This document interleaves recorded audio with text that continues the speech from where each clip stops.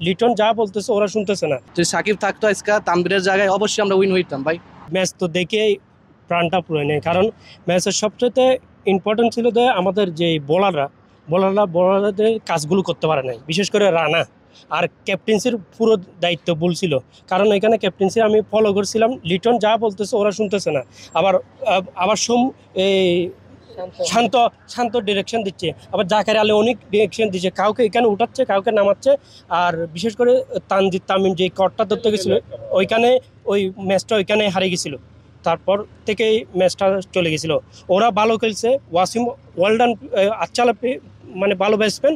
ওয়াসিমকে নিয়ে এরা প্ল্যান বানায়নি। সবচেয়ে ইম্পর্টেন্ট হচ্ছে ওয়াসিমকে কোন বলটা খেলে ওয়াসিমকে আউট করতে হবে, ওয়াসিমকে আউট করা ইম্পর্টেন্ট ছিল। আর সাকিব যে মারমুখী আসিফ আসিফ যে মারমুখী ব্যাটসম্যান, ওকে কীভাবে আউট করতে হবে ওটা আমাদের বোলাররা জানে না, কারণ আমাদের বোলাররা বল ঠিক মতো দিতে পারে না। যখন দুইবারে 29 রান ছিল, ওই জায়গায় যদি মোস্তাফিজ থাকতো, মোস্তাফিজের ডেড বল করে মোস্তাফিজ ম্যাচটাকে নিয়ে আসতে পারতো, কিন্তু আমাদের বোলাররা এই কাজটা করতে পারে না। বিশেষ করে লাস্ট সাকিবের যে দায়িত্বটা ছিল ওর দায়িত্বটা ঠিকমতো পালন করতে পারে নাই।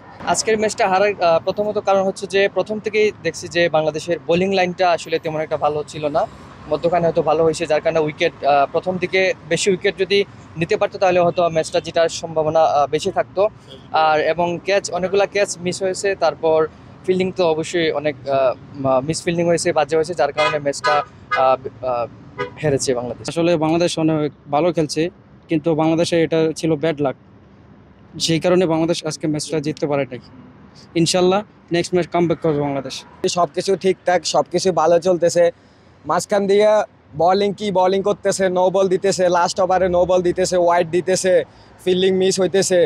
আসলে এটা পুরা ম্যাচ আমাদের হাতে ছিল। লাস্ট মুহূর্তে কি থেকে কি হয়ে গেল জানি না, তবে ইনশাল্লাহ আমরা চাইতেছি নেক্সট ম্যাচে আমরা কামব্যাক করবো ইনশাল্লাহ। যদি সাকিব থাকতো আজকে তানভীরের জায়গায় অবশ্যই আমরা উইন হইতাম ভাই। সাকিব হচ্ছে বিশ্ব সেরা বস, সাকিব বস বস ভাই, সাকিব বস। যে আমি তো চাই যে সবসময় যে সাকিব আসুক, দেশে আসে, দেশকে করো। দেশে আসবে, বীরের বেশে আবার দেশে আসবে। জি জি, আমরা চাই যে সাকিবকে বীরের বেশে দেশে আনার জন্য। ঠিক আছে, আমাদের দাবি ওর কোনো দোষ নাই, সাকিব আসুক। কিছু করে নাই। ও রাজনীতি বলতে কিছু জানে না, বক্তৃতা দিতে পারে না। মানুষ সব হচ্ছে যে ক্রিকেটকে ক্রিকেটের জায়গায় রাখুক, রাজনীতিকে রাজনীতিক জায়গায় রাখুক, এবং সাকিবকে আবার আমাদের বাংলাদেশের ক্রিকেটে ফিরে আসুক। সাকিব আমরা আবার এটাই ফিরে আছি। আসুক। ও রাজনীতি বলতে কিছু জানে না, ও একটা বক্তৃতা দিতে পারে না রাজনীতির মধ্যে, ওরে কেন বাসাবে?